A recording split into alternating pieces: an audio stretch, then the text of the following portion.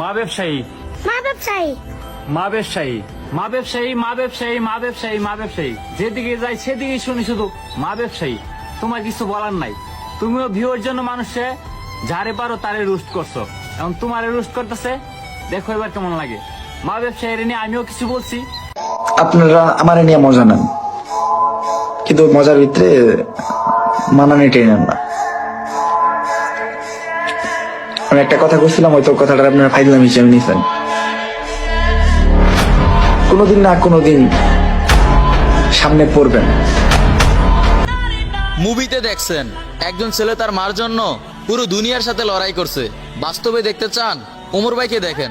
এখন মনে হইতাছে ভাই পুরো অনলাইন জগতে আপনারে গুরু বানায়া আমি কোনো ভুল করি নাই। আইডিতে যখন কমে যায় তার ভিউ, মাকে ভিডিওতে সামনে এনে কাঁপাতে চায় ফর ইউ। উনি একজন মানুষের ইমোশন নিয়ে খেলা করা সফল মা ব্যবসায়ী। এমন কোনো জঘন্য বিজনেস নাই যা তোমার দ্বারা হয় নাই। পাবলিক খুব ভালো কইরেই জানি তুমি ভিউজের জন্য কতটা নিচে নামতে পারো, আবার সেই তুমি কিনা মানুষের ইমোশন নিয়ে খোঁচা মারো।